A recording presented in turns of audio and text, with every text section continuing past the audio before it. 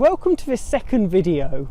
In this video we're going to be discussing and exploring the opposing views of positivism and interpretivism. And we're going to be looking at what they believe and the common methods which they align with.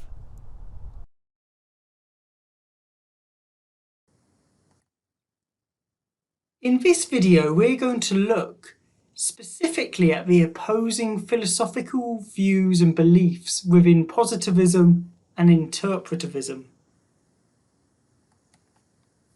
At the end of the last video, we discussed the importance of ensuring alignment between beliefs and assumptions within the research, the underpinning research philosophy, and the research design.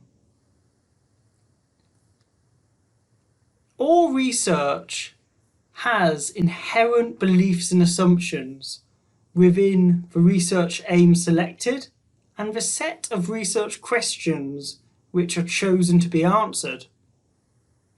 And it is important that the research philosophy aligns with these beliefs and assumptions. It is also important that the research design selected aligns with the views within the research philosophy. And then the research design selected needs to link back to those beliefs and assumptions within the original research aim and research questions. When it comes to designing a piece of research, these three things all need to align, but a researcher can work any way round this circle as long as all these things relate and link together. If there is misalignment between these three things, there's potential gaps within the research and potential for a lack of rigour, which is why we need to ensure alignment between these three areas. Now in this video we're going to look particularly at positivism and interpretivism. These are two of the most common research philosophies discussed within the literature, and they can be seen to fit at different ends of the spectrum. As positivism is interested in objectivity and results which can be generalized, whereas interpretivism is more interested in the subjectivity within data and seeks particularism and findings which relate to a particular context or situation. And we'll go into these two research philosophies in more detail now and link these back to the ontology and epistemology and axiology which we discussed in the previous video. So positivism is a research philosophy that involves working with an observable social reality. The emphasis is upon highly structured methodology to facilitate replication, and the end product can be law-like generalizations similar to those produced by the physical and natural scientists. Positivism holds that methods of the natural sciences are appropriate for social inquiry because human behaviour is governed by law-like regularities, and that it is possible to carry out independent, objective and value-free social research. The researcher in this tradition assumes the role of an objective analyst, coolly making detached interpretations about the data that has been collected in an apparently value-free manner. So let's break down the philosophical views and beliefs within positivism a bit more. So when it comes to the ontology within positivism and the consideration of what is reality, positivism believes that there's one single reality and one single truth. And this one single reality is external from the researcher and the participants because it exists independent of the researcher, and no matter who you speak to, you will always get back to that one single reality.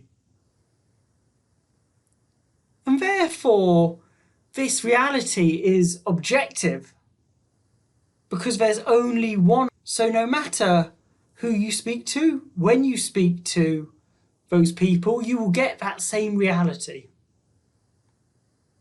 When it comes to the epistemology within positivism and what is considered acceptable knowledge, acceptable knowledge is seen as generalistic. And again, this is because it's objective. The results should always be the same, no matter who does the analysis or who collects the data.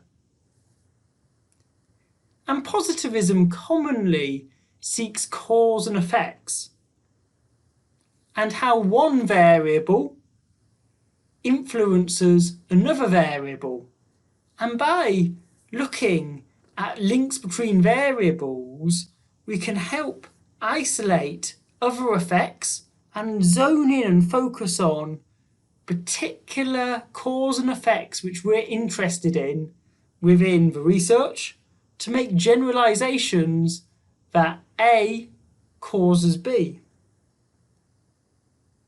So when it comes to axiology and the role of values within the research, the goal is to ensure the research is value-free, because by trying to ensure the research is value-free, it can be more objective and it can be more generalistic and it can be generalized further.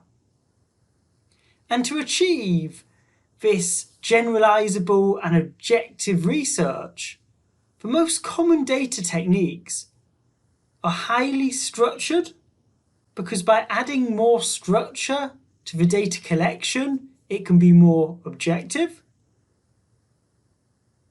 Often, positivist researchers seek large samples, because the larger the sample, the more we can generalize and the further we can generalize.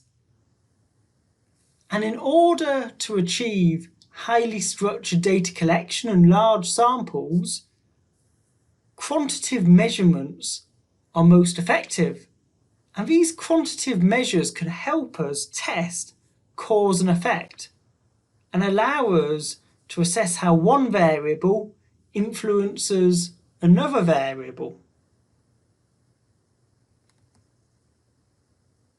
So when it comes to interpretivism, interpretivism is a research philosophy that requires the researcher to understand the subjective reality and meaning of participants. And interpretivism claims that natural science methods are not appropriate for social investigation because the social world is not governed by regularities that hold law-like properties. Hence, a social researcher has to explore and understand the social world through the participants and their own perspective. And explanations can only be offered at the level of meaning rather than cause.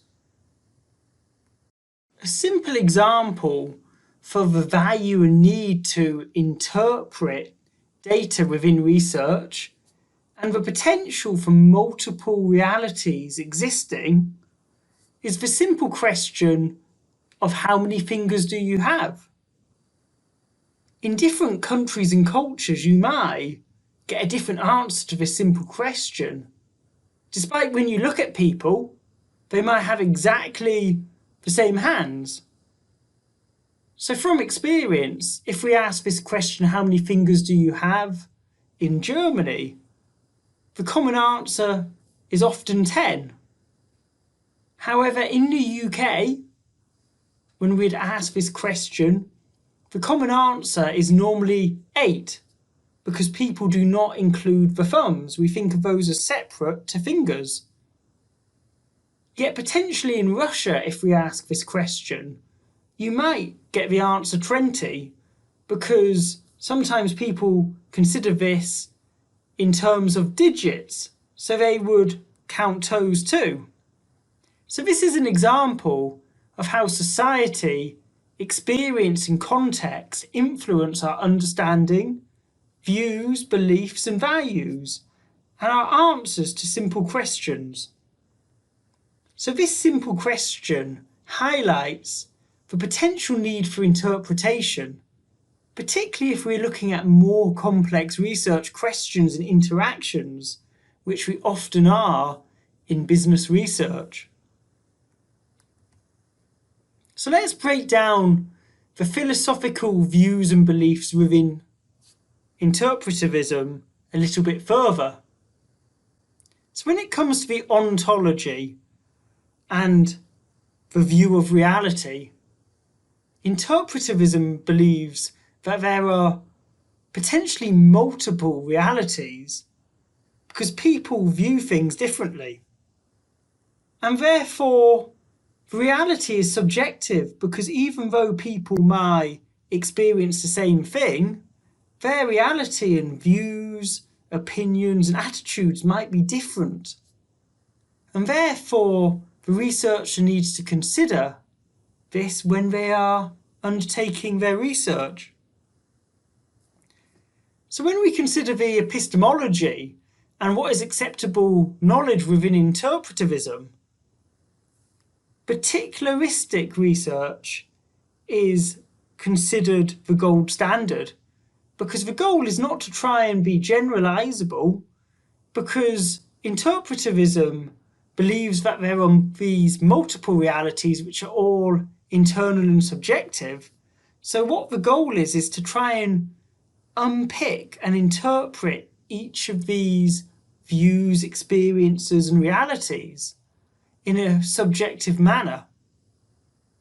And therefore, rather than looking at generalizable, simple cause and effects relationships, interpretivism seeks to understand complex interrelationships, which are subjective and particular in individual cases and contexts. And when it comes to the axiology, the research is value bound, because the job of the researcher is to dig into these complex interrelationships and dig into the data in order to interpret what's being said, rather than take it as a given and as objective. The goal of the researcher is to engage with both the data collection to try and probe and understand what's going on in each case, but also to interpret the data and to understand what people are truly saying.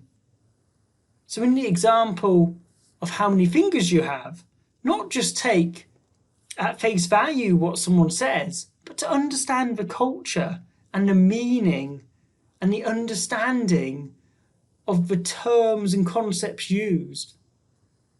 And in order to achieve this, it's important to engage in in-depth investigation rather than seeking big, highly structured samples to truly understand and probe and interpret what people say. And this can be achieved most effectively in depth, using a small sample where you can understand the context and the meaning to effectively interpret the data. And to get this level of depth, qualitative data, which allows probing and further discussion, is commonly seen as more effective than quantitative data that does not allow the same amount of depth in the answers.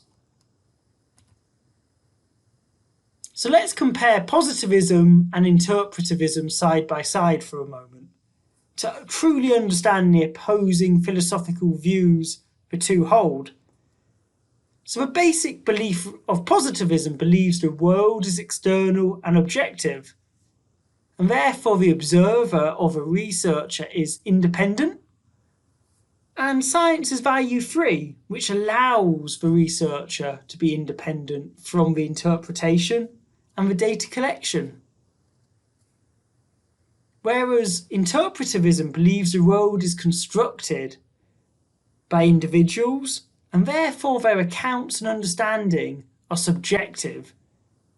And the observer and researcher is part of the observed, meaning you have to interpret the data and the answers given, and you have to understand the context and culture from which the data has come from.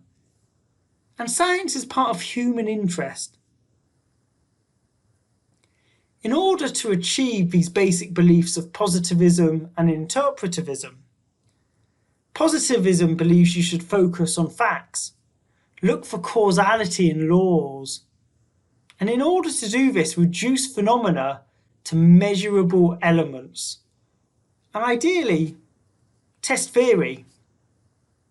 Whereas interpretivism is focused on meaning and looks for understanding, and the goal is to be holistic and look for totality, so understand how these complex interrelationships link and understand how the context influences the answer and data given. And this allows the generation of theory rather than the testing of theory. When it comes to the methods preferred, positivism likes to operationalize and measure concepts. This can be done most effectively through large samples which are often cross-sectional. And this can be achieved most effectively through highly structured questionnaires and quantitative data, because this can be easily compared and does not involve an element of interpretation, as positivism does not value interpretation but rather values objectivity.